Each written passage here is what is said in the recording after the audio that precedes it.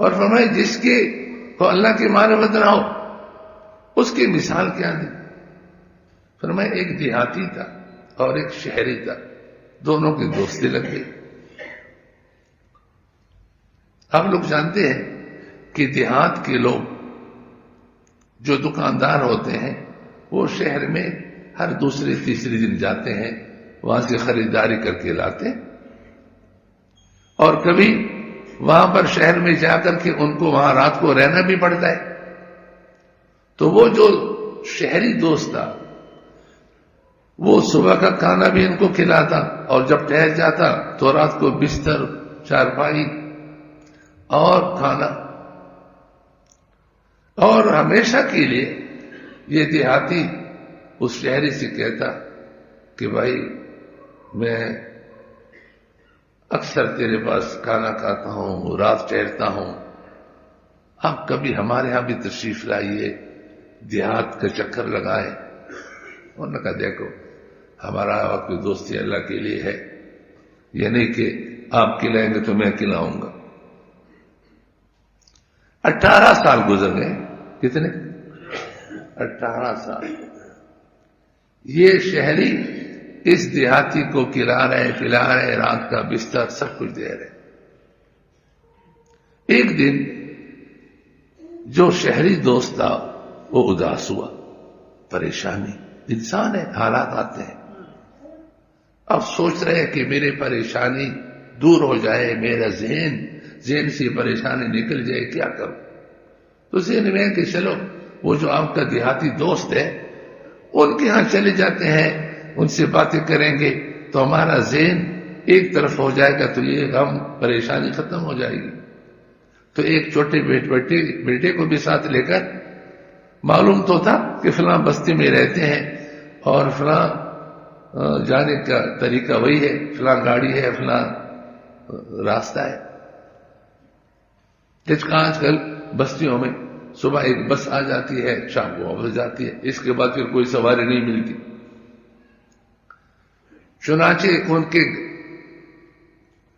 بستی میں اور گاؤں میں پہنچنے کا جو ذریعہ تھا اسی کو اختیار کر کے وہاں پہنچے۔ اڈے پر پہنچے تو کبھی یہ بھی ہوتا ہے کہ ہو سکتا ہے کہ ہمارا دوست گھر پر نہ ہو، تو کسی سے پوچھا بھائی فلاں، تو انہوں نے کہا وہ تو بہت بڑا مالدار ہے، بہت بڑا گھر ہے، اور اشارہ کیا کہ وہ سامنے اس کا گھر، اور جیسے اشارہ کیا ان کا دوست گھر سے باہر نکلا ہے، اڈے کی طرف آ رہا تھا کہ الحمدللہ دوست بھی گھر پر موجود۔ اب یہ اڈے سے ان کے گھر کی طرف جا رہے ہیں، وہ گھر سے ادھر آ رہے ہیں۔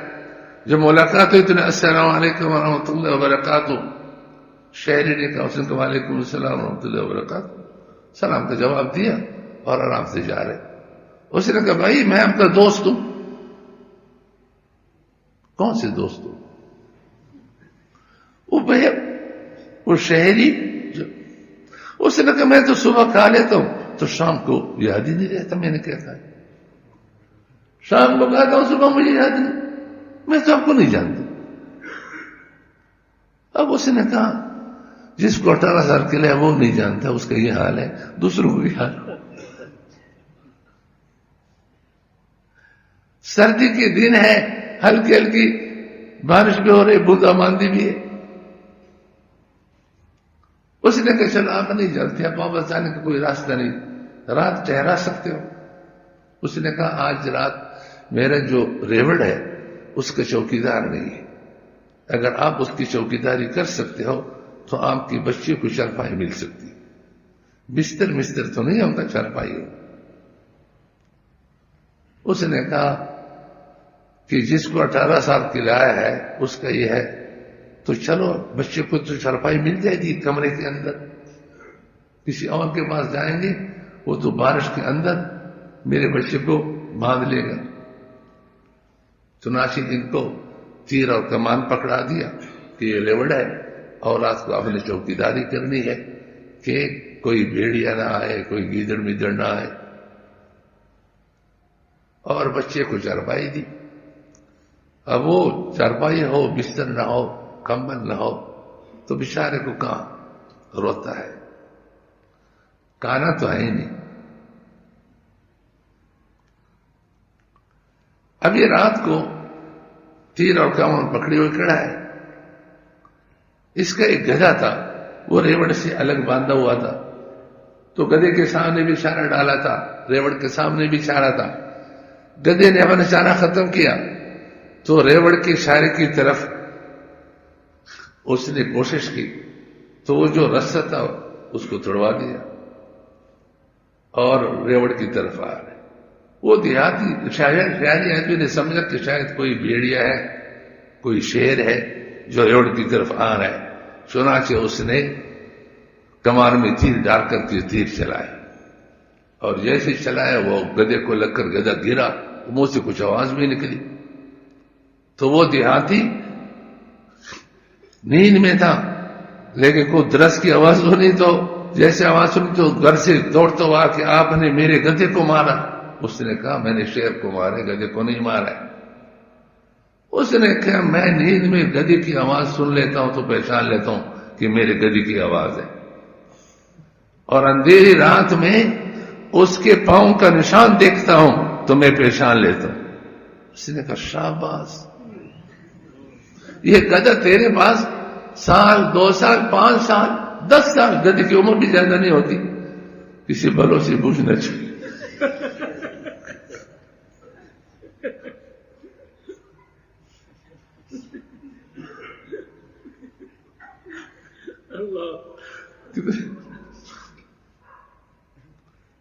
کتنی عمر ہوتی زیادہ تو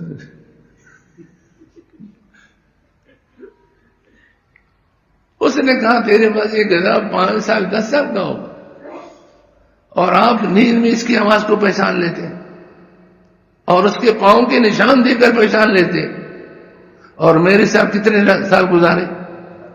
18 سال. 18 سال آپ نے گزارے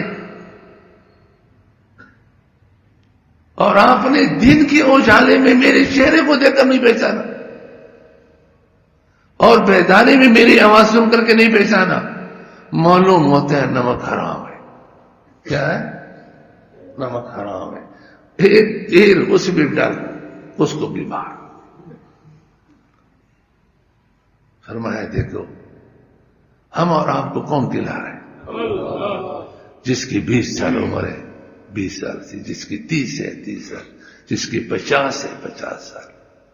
لیکن ہم ہر ایک کو پہچان دیں لیکن پھر اپنے اس خالق اور رزاق اور مالک کو نہیں پہچانتے تو ہمارا انجام کیا ہوگا؟ یہی تو ہوگا.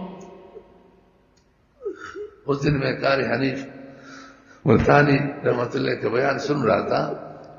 فرمایا پہلے لوگ کیا کرتے تھے، جب مہمان آتے تھے دوست آتے تھے کھانے پر تو پہلے نمک چٹواتے کہ میں نے اس گھر کا نمک کھایا ہے، میں اس کو نقصان نہیں پہنچاؤں گا، نمک حرام ہی نہیں کروں. یعنی کہ اس نے مجھے دوست سمجھ کر کے گھر میں بٹھایا اور میں ادھر ادھر دیکھ رہا ہوں کہ اس کا خزانہ ادھر پڑا ہوا ہے، مال ادھر پڑا ہوا ہے. دوسرے دن چور بن کر کے وہاں سے نکال. پھر ہمارے ایک دوست سے اس نے کتاب لکھی ہے موبائل پر، اسمارٹ موبائل، اس میں یہ واقعہ لکھا ہے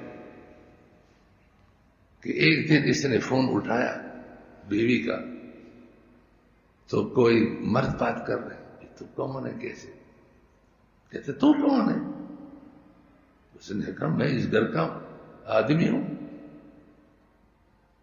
کہتا آپ کی بیوی سے میرا تعلق ہے اور میں اس سے باتیں کرتا رہتا ہوں، تو آپ نے کیسے آج یہ فون اٹھایا؟